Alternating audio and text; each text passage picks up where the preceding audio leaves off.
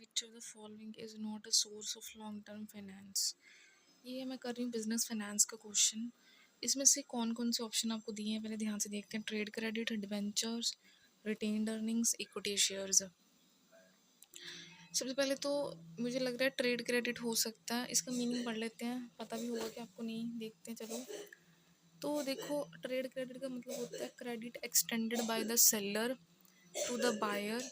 जब सेलर किसी बायर को क्रेडिट देता है, allowing buyer to purchase the goods services without allowing buyer to purchase goods services immediate payment। मतलब उसमें क्या होता है कि उधार पे दे देता है। In short term financing option is not facilitate transactions. तो जब उसको एट अ टाइम चाहिए होती है पेमेंट, इमीडिएट पेमेंट की बात की जा रही है यहाँ पे, कि जब क्रेडिट सेलर बढ़ा देता है, टाइम पे दे देता है, ज़्यादा दे देता है टाइम उससे, allowing the buyer to purchase the goods and the services without immediate payment it's a short term financing option that facilitate transaction. देखो इसका मतलब क्या बना, it allowing the buyer to purchase the goods and services without immediate payment. मतलब buyer को इतनी मिल जाती possibility कि गुड्स और सर्विसेज को ख़रीद ले बिना पेमेंट दिए। अभी नहीं देनी, इमीडिएट पेमेंट नहीं देनी ना, बाद में दे दियो, लेकिन विदाउट इमीडिएट पेमेंट, उधार पे। नाम से शो हो रहा है इट्स शॉर्ट टर्म फाइनेंसिंग बोला जाता है option that facilitate the transaction कर सके अपनी।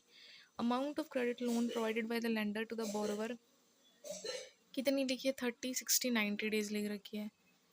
क्रेडिट की जी लोन की अमाउंट होती है कम से कम 30 या 60 दिनों के अंदर दे देनी चाहिए। Short term loan to the buyer trusting they will paid back later. Short term loan जब बायर को देते हैं तो वो ट्रस्ट पे देते हैं कि वापस ज़रूर करेगा। Retained earnings not source of short term finance, ये लॉन्ग टर्म होती है। अगला क्वेश्चन करते हैं। ट्रेड तो आगे हो गए समझ में। Which of the following is not a source of the short term finance. Short term finance का कौन मतलब नहीं है शॉर्ट टर्म फाइनेंस। इसमें से शॉर्ट टर्म फाइनेंस कौन सा नहीं है। फैक्टोरिंग देख रखा, कमर्शियल पेपर, ट्रेड क्रेडिट तो पता लग ही गया हमारा शॉर्ट टर्म है। अब इन्होंने कहा नॉट शॉर्ट टर्म फाइनेंस, तो रिटेन अर्निंग्स। रिटेन अर्निंग क्या होती है, रिटेन अर्निंग पढ़ा नहीं होगा तो यहाँ से मीनिंग देख लो।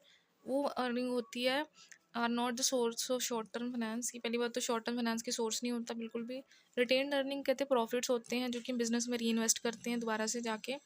रिटेन अर्निंग जो हमारे पैसे हमने रिटेन कर रखे होते हैं उसको दोबारा से बिजनेस में लगाते हैं, प्रॉफिट के फॉर्म में होते हैं, प्रॉफिट्स होते हैं।